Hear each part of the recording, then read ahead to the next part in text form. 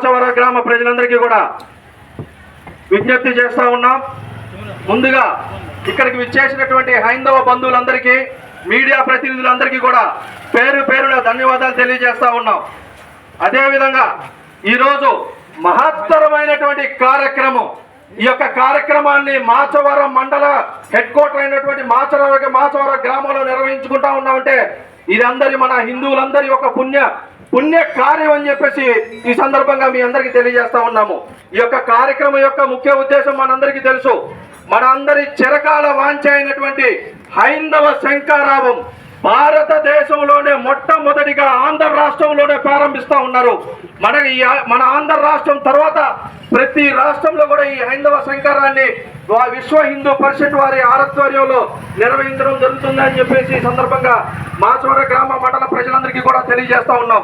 మన విశ్వ హిందూ పరిషత్ వారు హైందవ శంఖారావం అనే కార్యక్రమాన్ని ఎంతో ప్రతిష్టాత్మకంగా జనవరి 5 చలో విజయవాడ అనే కార్యక్రమాన్ని విజయవాడలో సుమారు 5 లక్షల మంది హిందువులతో ఈ యొక్క కార్యక్రమాన్ని నిర్వహిస్తూ ఉన్నారంటే ఇందులో అతిశయోక్తి లేదు.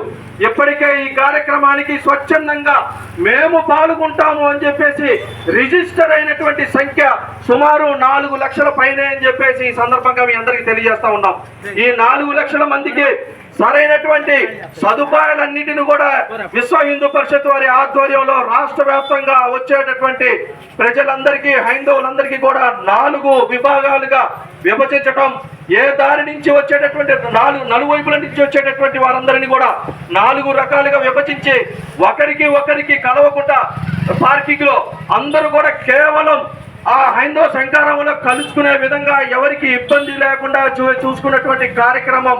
కనీసం మనం ఏ విధంగా పోయామో ఆ విధంగా వెనక్కి వచ్చేటటువంటి చర్యలు తీసుకుంటున్నాం అని మనకి పూర్తి భద్రత ఉంటుందని చెప్పి ఈ సందర్భంగా మీ అందరికీ తెలియజేస్తా ఉన్నాం.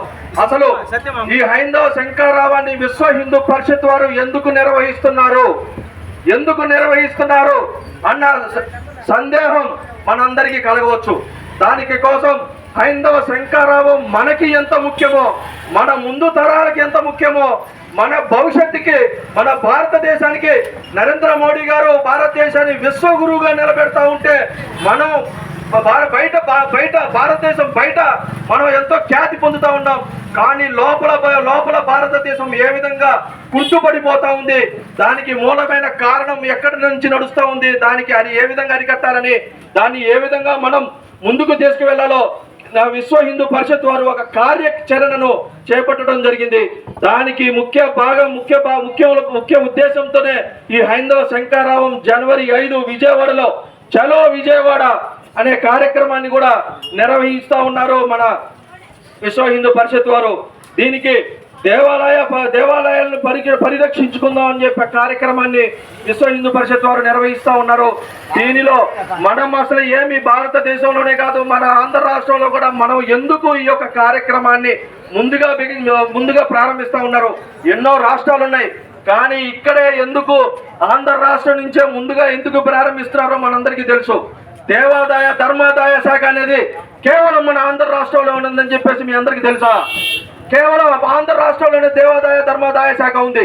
మరి ఎక్కడ కూడా దేవాదాయ ధర్మాదాయ శాఖ అనేది లేదు. దాన్ని రద్దు చేయాలి. దాన్ని రద్దు చేసి కేవలం హిందువులు మాత్రమే దేవాదాయాన్ని పరిపాలించాలి, దేవాలయాలు హిందువుల చేతుల్లోనే ఉండాలని ముఖ్య ఉద్దేశంతోనే ఈ యొక్క హైందవ శంఖారాన్ని ప్రారంభించడం జరిగింది. ముఖ్యంగా ఈ యొక్క 10 అంశాలను మీకు వివరిస్తాను. విశ్వ హిందూ పరిషత్ వారు మనకి పొందుపరిచినటువంటి 10 అంశాలను మీకు అందరికీ కూడా చదివి చెప్తాను. వాటన్నిటిని కూడా మీరు శ్రద్ధగా ఆలకించి ఇది నిజమే, ఇది ఖచ్చితంగా మనం రావాలి, ఖచ్చితంగా మనందరం స్వచ్ఛందంగా పాల్గొనాలి అని చెప్పి మనకు కూడా తెలియజేస్తా ఉన్నాము.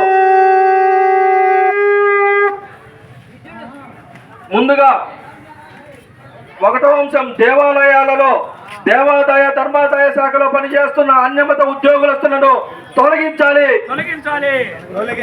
2వ అంశం, దేవాలయాలన్నిట పూజా కైంకర్య సేవలన్నీ అత్యంత భక్తి శ్రద్ధలతో నాణ్యతతో నిర్వహించేలా చూడాలి. దీన్ని ఉల్లంఘనకు పాల్పడితే దోషులను కఠినంగా శిక్షించాలి. 3వ అంశం, అవుట్ సోర్సింగ్ ఉద్యోగులలో కూడా హిందువులు మాత్రమే ఉండాలి. 4వ అంశం, దేవాలయాల ట్రస్ట్ బోర్డులలో రాజకీయ పార్టీలతో ప్రమేయం లేని హిందూ దైవ భక్తులను మాత్రమే ఉండాలి. 5వ అంశం, దేవాలయ నిర్వహణపై ధర్మాచార్యులు తయారు చేసిన నమూనాలను మాత్రమే అమలు పరచాలి. మనం ఎన్నో వేల సంవత్సరాలుగా మన దేవాలయాలను ఏ విధంగా నడుపుకోవాలి, దేవాలయాలను ఏ విధంగా మనం రక్షించుకోవాలి, దేవాలయ నిర్వహణలో కొన్ని వేల ఎకరాలు మన పూర్వీకులు దానం చేసి ఉన్నారు. అవన్నీ కూడా ఈరోజు ఏమైపోయినాయి అని చెప్పేసి మన విశ్వ హిందూ పరిషత్ వారు వీటి కోసం ఒక పొందుపరిచినటువంటి ఇదో కూడా ఒక అంశము. 6వ అంశం, దేవాలయాల పరిసరాలలో దేవాలయ దుకాణాలన్నీ హిందువులకు మాత్రమే కేటాయించాలని చెప్పేసి కూడా విశ్వ హిందూ పరిషత్ వారు ఇందులో ఒక అంశాన్ని పొందుపరిచి ఉన్నారు. 7వ అంశం, దేవాలయాల ఆస్తులు అన్యాక్రాంతం కాకుండా గట్టి చర్యలు తీసుకోవాలి. ఎప్పటికే అన్యాక్రాంతమైన ఆస్తులను వెంటనే స్వాధీనం చేసుకోవాలి. 8వ అంశం, హిందూ సమాజంపై హిందూ ఆలయాలపై ఉన్మాదంతో కుట్రపూరితంగా దాడులు చేస్తున్న విధర్మణీయులు విద్రోహులను ప్రభుత్వాలు గుర్తించి అత్యంత కఠినంగా శిక్షించాలి అనే అంశాన్ని కూడా మనం గత 4-5 సంవత్సరాలుగా మనం చూస్తా ఉన్నాం. సుమారు 55 దేవాలయాల మీద దాడి జరిగితే కనీసం దేవాలయాల ధర్మాదాయ శాఖ వారు కానీ, అందులో పనిచేస్తున్నటువంటి ఉద్యోగులు కానీ, గత ప్రభుత్వం వారు కానీ కనీసం దాని గురించి పట్టించుకునేటువంటి పరిస్థితి మనం ఆల్రెడీ గతంలో